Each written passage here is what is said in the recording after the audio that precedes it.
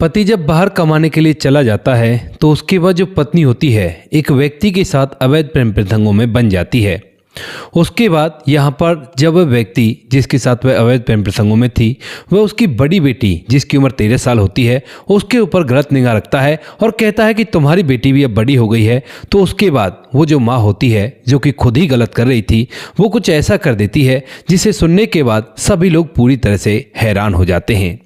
क्या हुआ था ऐसा, पूरी सच्चाई के बारे में जानने के लिए वीडियो को अंत तक जरूर देखें। नमस्कार दोस्तों, मेरा नाम है जीतू और आप लोग देख रहे हो जीतू स्वदेश चैनल। वीडियो को ज़्यादा से ज़्यादा लाइक करें और चैनल को सब्सक्राइब करना ना भूलें ताकि मेरा हौसला बढ़ता रहे। उत्तर प्रदेश कानपुर में एक चौबेपुर थाना होता है। इसी थाने के अंतर्गत जो क्षेत्र आता है उसी के अंदर एक परिवार रहा करता है। परिवार के अंदर पति पत्नी और पत्नी का नाम होता है लक्ष्मी। लक्ष्मी जिसके 5 बेटियां हैं और एक सबसे छोटा बेटा है। यहाँ पर परिवार को जब चलाने में दिक्कत आ जाती है तो जो पत्नी होती है वह एक रात अपने पति से कहने लगती है कि देखो इस तरह से समय व्यतीत नहीं होगा, हमारी 5 बेटियां हैं और हमें इनके लिए बहुत सारा पैसा कमाना होगा ताकि इनकी ज़िंदगी आराम से व्यतीत हो सके और आप ऐसा करो कहीं बाहर जाओ पैसा कमाने के लिए। अब इस बात को सुनकर यहाँ पर जो पति होता है उसे भी ये बात ठीक लगती है और वह अपनी पत्नी के कहे अनुसार बाहर चला जाता है पैसा कमाने के लिए अपने एक दोस्त के साथ और वहीं पर रहकर पैसा कमाने लगता है। हर 5-6 महीने में वो आया करता, अपनी पत्नी को पैसे दिया करता और यहाँ पर पीछे से घर की जो पूरी जिम्मेवारी होती है वो लक्ष्मी संभाल लेती है और सब कुछ अच्छी तरह से चल रहा था। धीरे धीरे समय बीता है और तभी यहाँ पर इनकी पड़ोस में एक व्यक्ति रहा करता है जिसका नाम गोरेलाल होता है और गोरेलाल की अभी तक शादी नहीं हुई थी। अब इसके बाद वह लक्ष्मी के घर तक आया करता है और यहाँ पर लक्ष्मी को भाभी भाभी कहकर पुकारा करता है। इधर यहाँ पर लक्ष्मी के जो बच्चे हैं वह भी उसे चाचा चाचा कहकर पुकारा करते हैं और सब कुछ अच्छी तरह से चल रहा था। कई बार जो गोरेलाल है वो उसकी मदद कर दिया करता परिवार को संभालने में और साथ में जो लक्ष्मी होती है वह भी उसकी मदद के बदले उसे खाना वगैरह यहीं पर खिला दिया करती है। इधर जो गोरेलाल होता है वह जब भी कभी घर पर आया करता तो बच्चों के लिए कुछ खाने पीने के लिए भी ले आया करता और यहाँ पर काफ़ी समय व्यतीत किया करता है। धीरे धीरे समय बीतता है और समय के साथ साथ समय आ जाता है 2021 का। और 2021 में एक दिन किसी बात को लेकर जब यहाँ पर गोरेलाल आया हुआ था तो उसी समय घर में जब कोई भी नहीं था तो यहाँ पर जो गोरेलाल होता है वह लक्ष्मी को छूने लगता है। अब यहाँ पर जब वह लक्ष्मी को छूता है तो लक्ष्मी को उसका छूना बुरा नहीं लगता है और उसके बाद इन दोनों में एक दूसरे के लिए अवैध प्रेम प्रसंग बनने लगते हैं। अब जब दोनों के अवैध प्रेम प्रसंग बनने लगते हैं तो वे सिलसिला रोज रोज का होने लगता है और धीरे धीरे समय बीतता है। समय के साथ साथ अब समय आ जाता है 2025 का और 2025 में लक्ष्मी की जो बड़ी बेटी होती है जिसकी उम्र 13 साल होती है उसे देखकर एक दिन जो गोरेलाल होता है वह मुस्कुराने लगता है और यहाँ पर जो लक्ष्मी होती है वो उसे मुस्कुराता हुआ देख लेती है। फिलहाल तो वह उससे कुछ नहीं कहती है और धीरे धीरे कुछ समय और बीत जाता है। बीच बीच में पति भी आया करता है और जब पति आता है तो गोरेलाल घर से दूर हो जाता है। पति को इस बारे में कुछ भी नहीं पता है, वह वापस से चला जाया करता। अब तभी एक दिन की बात होती है जब गोरेलाल घर पर आया था, लक्ष्मी के साथ उसके अवैध प्रसंग चल रहे थे और वहीं पर जब उसकी 13 साल की बेटी बैठी हुई थी तो यहाँ पर वह लक्ष्मी की तरफ देखते हुए कहने लगता है कि अब तो तुम्हारी बेटी जवान हो गई है। तो यहाँ पर जो लक्ष्मी होती है वो कहती है कि हाँ बड़ी तो हो गई है। धीरे धीरे बड़े होते हैं बच्चे, टाइम जैसे बीतता है तो उसके बाद जो गोरेलाल होता है वो कहने लगता है कि हाँ बड़ी भी हो गई है और काफ़ी ज़्यादा होशियार भी है। तो यहाँ पर जो लक्ष्मी होती है वह उसकी तरफ देखकर समझ जाती है कि किस बारे में बात कर रहा है। उसके बाद जो लक्ष्मी होती है वह उसकी तरफ घूरती रहती है, लेकिन तभी यहाँ पर जो गोरेलाल होता है वह गंदी निगाहों से उसकी बेटी की तरफ देखता है। अब फिलहाल तो ये बादला ऐसे ही शांत हो जाता है, लेकिन उसके बाद जब भी कभी गोरेलाल आया करता तो लक्ष्मी की बेटी की तरफ गलत निगाह रखा करता। इधर यहाँ पर जैसे इस बार लक्ष्मी का पति आता है तो लक्ष्मी के पति को ये बात पता चल जाती है अड़ोसी पड़ोसियों के द्वारा, क्योंकि वो कहते हैं ना कि ऐसी बातें छुपाए नहीं छुपती हैं। और ऐसा ही यहाँ पर होता है दोस्तों, जब एक बार लक्ष्मी का पति बाहर से आता है तो उसी समय जो अड़ोसी पड़ोसी होते हैं वो उससे कहने लगते हैं कि यार तेरे घर पर ये जो गोरेलाल है ये बार बार आया करता है, कहीं तेरी पत्नी का कोई ऐसा वैसा चक्कर तो नहीं है।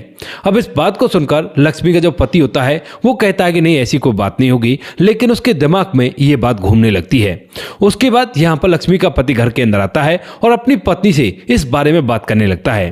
पत्नी उससे कहती है कि नहीं ऐसी कोई बात नहीं है, लोग तो वैसे ही कहा करते हैं। वो थोड़ी सी मदद करने के लिए आ जाता है और कोई बात नहीं है। लेकिन तभी यहाँ पर जो पति होता है वह फिलहाल तो यहाँ से चुप चला जाता है, लेकिन शाम के समय आज वह शराब पीकर आता है और शराब पीने के बाद अपनी पत्नी पर बुरी तरह से पिटाई लगाने लगता है, क्योंकि जब वह यहाँ से दोबारा बाहर गया था तो अड़ोसी पड़ोसियों ने और भी उसे भर दिया था कि तुम्हारी पत्नी शायद ऐसा कर रही होगी। इसके बाद वह उसे उससे शराब पीकर पिटाई लगाता है और कहने लगता है कि देखो आज के बाद अगर मैंने ऐसा कुछ सुन लिया तो फिर देख लेना तुम्हारा क्या होता है। ऐसा कहकर वह उसे बुरी तरह से पीटकर वहां पर छोड़ देता है और उसके बाद यहाँ पर जो लक्ष्मी होती है वो मनी मन बहुत कुछ सोचने लगती है। फिलहाल जब पति यहाँ से चला जाता है तो उसके बाद जो लक्ष्मी होती है वह गोरेलाल जब उसके पास आता है तो उससे कहने लगती है कि देखो गोरेलाल, अब तुम ऐसा करो, मेरे पास आना बंद कर दो क्योंकि मेरे पति को भी शक हो गया है और ये बिल्कुल भी ठीक नहीं है।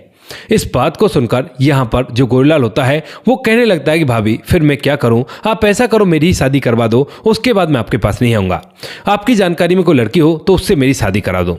इस बात को सुनकर यहाँ पर लक्ष्मी होती है वो कहती है कि ठीक है मैं देखती हूँ, मेरे मायके में एक लड़की है और उससे तुम्हें मिलाने के लिए ले चलूंगी। धीरे धीरे समय बीतता और समय आ जाता है 31 अक्टूबर का, और 31 अक्टूबर को जो लक्ष्मी होती है वो गोरेलाल को लेकर मायके चली जाती है उस लड़की से मिलाने के लिए। और जैसे ही वो लोग वहां पर जाते हैं तो वहां पर जाने के बाद जो लक्ष्मी होती है वह उसे मिलाती है और मिलाने के बाद जो गोरेलाल होता है वो कहता है कि ठीक है भाभी, मैं यहां से किसी काम के लिए जा रहा हूं और आप चली जाओ वापस से।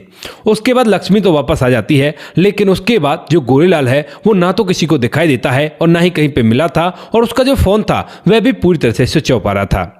अब यहाँ पर जब इसके घर वाले पूछते देखते हैं कि इस तरह से हमारा बेटे का कोई अता पता नहीं है तो वह लक्ष्मी से भी पूछते हैं इस बारे में, लेकिन लक्ष्मी साफ साफ बोल देती है कि वहां पर मैंने उसे लड़की दिखाई और लड़की देखने के बाद वो वहां से किसी काम के लिए कहकर निकल गया था और मुझे नहीं पता कि वो कहाँ गया है। धीरे धीरे 2 नवंबर आ जाता है और 2 नवंबर को जो घर वाले होते हैं जब उनके बेटे का इतने दिनों तक भी कोई अता पता नहीं होता है तो पुलिस में जाकर इस बात की कंप्लेंट करा देते हैं।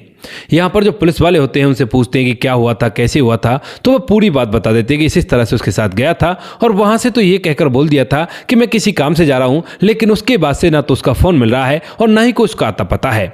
इसके बाद जो पुलिस वाले होते हैं वो पूछते हैं कि फोन का बिल वगैरह आपके पास है, तो यहाँ पर वो लोग बता देते हैं कि हाँ हैगा। तो यहाँ पर जो पुलिस वाले होते हैं उस बिल को ले लेते हैं और EMI नंबर से उस फोन को ट्रेसिंग पर डाल देते हैं, यानी कि उस फोन के अंदर जब भी कोई सिम वगैरह डलेगी तो यहाँ पर उन लोगों को पता चल जाएगा, क्योंकि उन्हें यह मामला अलग तरह का लग रहा था, ऐसा वैसा कुछ नहीं लग रहा था। वो सोच रहे थे कि शायद हो सकता है बेमतलब कि अपने घर वालों को छोड़कर ऐसे निकल गया हो।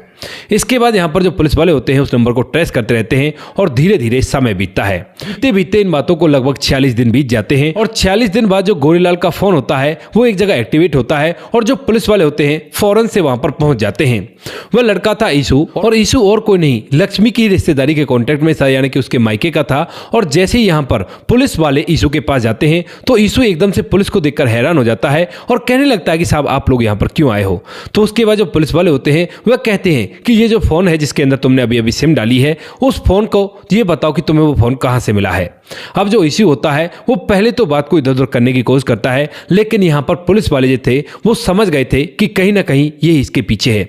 जब पुलिस वाले सख्ती से उससे पूछताछ करते हैं तो यहाँ पर इश्यू टूटता है और टूटने के बाद एक कहानी सुनाता है।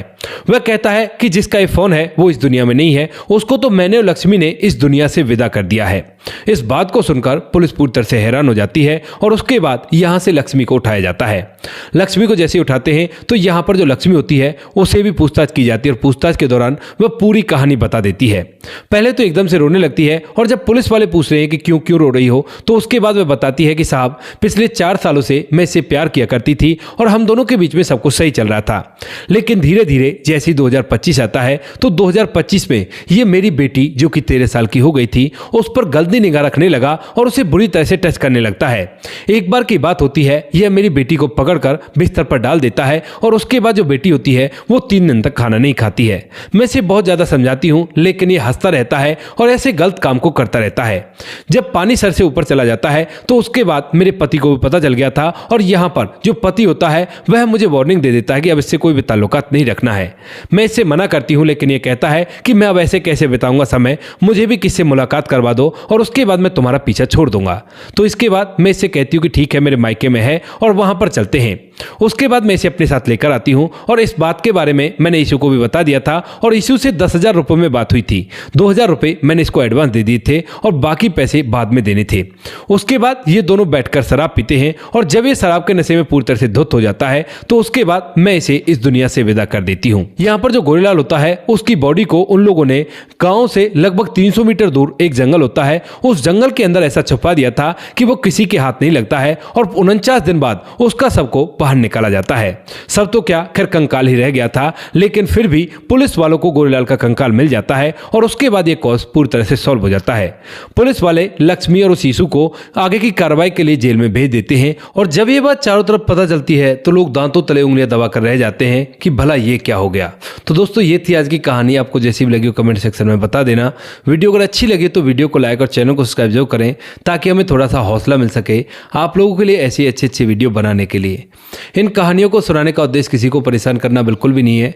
ये कहानी आपको इसलिए सुनाई जाती है ताकि आप लोग इन कहानियों में से कुछ ना कुछ सीख सको और अपने जीवन में उस चीज को अप्लाई कर सको। अब बारी आती है हमारे कुछ प्यारे सब्सक्राइबर की जो हमारी वीडियोज पर बहुत अच्छे कमेंट भेजा करते हैं और जिनके कमेंट देखने के बाद हमें भी बहुत ज्यादा मोटिवेशन मिला करता है। सबसे पहला नाम है समाधान पटेल जी का। कहते हैं कि भाई तुम्हारी हर एक कहानी सुनता हूँ, मेरा नाम नहीं लेते। समाधान पटेल जी, आपका नाम हमने कल भी लिया था और शायद उससे पहले भी कई वीडियो में ले चुके हैं, तो आपका नाम फिर से ले लेते हैं। कोई बात नहीं, अगर आपको वो वीडियो हाथ नहीं लगा होगा तो। समाधान पटेल जी, आपका तहे दिल से धन्यवाद अपना कीमती वक्त निकालकर हमें इस लायक समझने के लिए। उससे आगे नाम आता है सुजीत कुमार जी का। सुजीत कुमार जी लिखते हैं कि नमस्कार भाई साहब, राधे राधे, कैसे हो आप? तो सुजीत कुमार जी, हम तो ठीक हैं, आप सुनाइए आप कैसे हो?